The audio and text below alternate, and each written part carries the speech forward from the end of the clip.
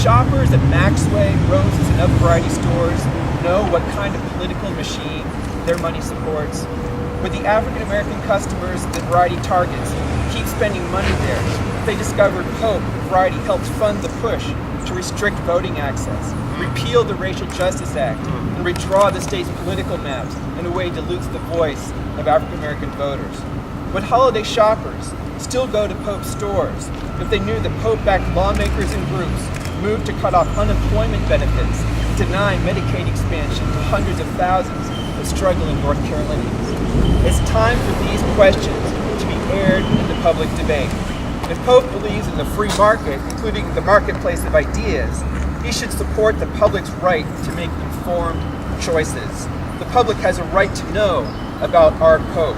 They have a right to know about his machine and his agenda.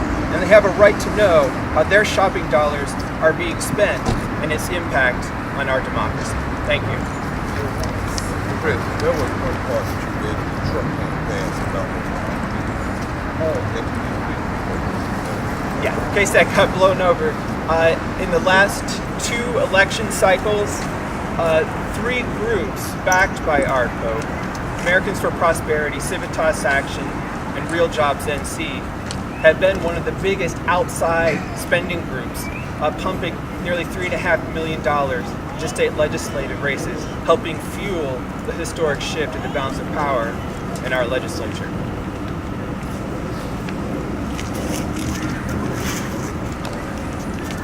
Next, we have Bob Hall, the Director of Democracy, North Carolina.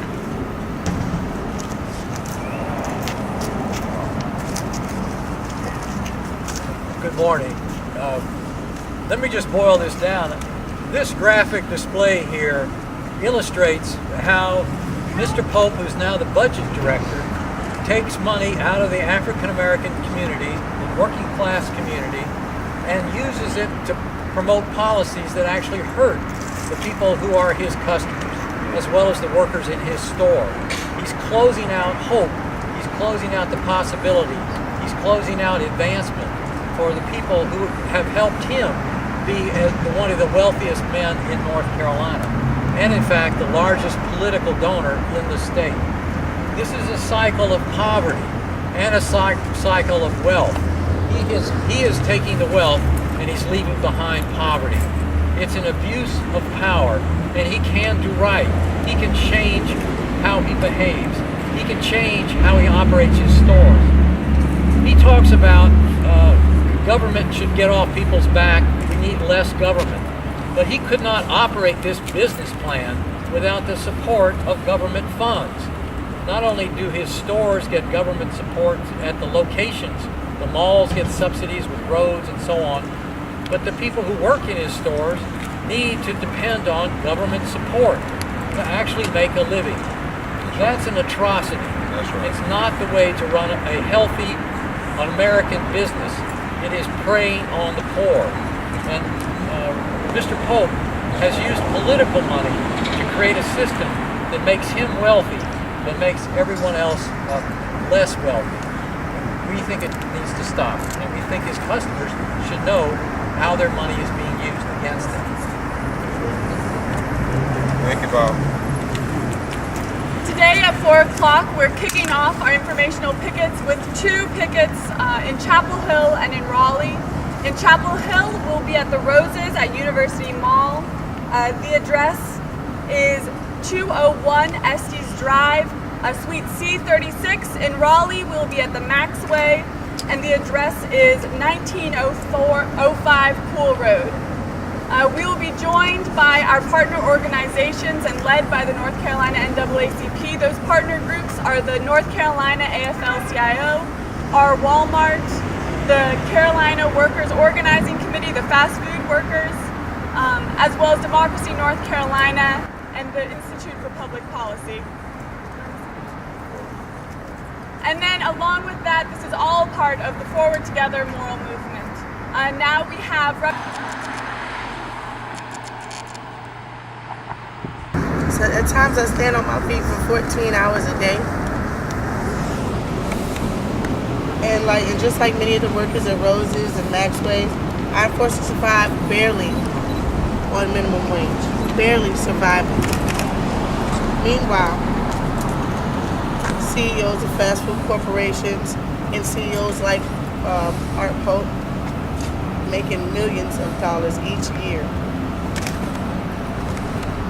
And I live right down the street from Roses. I shop there. I had no idea these things were happening.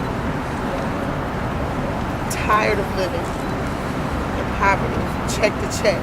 I want a better future for my family. Which is why I'm proud to say I'll be joining the fast food workers on Thursday. We're gonna strike. Woo!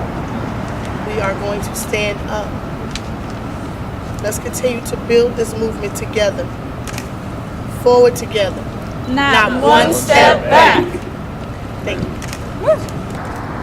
We are targeting the business and policy activities of Art Pope, seeking to challenge the conscience and actions of Mr. Pope and to inform the conscience and citizenry of North Carolina. Now, if he were just a private citizen who just had wealth and chose not to share his personal wealth, that would be between him, his God, his priest, his pastor. And we probably would not be doing pickets. But he's now an employee, an officer of the citizens of North Carolina. There you go. There you go. And there is a clear record of his intentional utilization of his money to manipulate the system Exactly.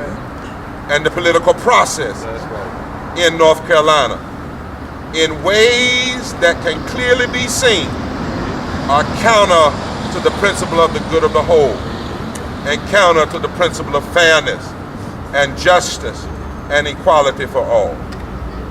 He has gone from merely being a kingmaker, and now he has entered into the heart of our political apparatus. And he is controlling the most moral part of government, and that is the budget.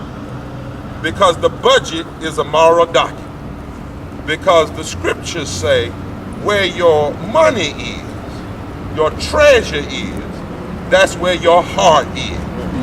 The budget can damage education or lift it up. The budget can damage the poor or lift them up. The budget can help the unemployed or it can hurt them. And so we must be informed, North Carolina must be informed about his policy focus and his influence, because where your treasure is,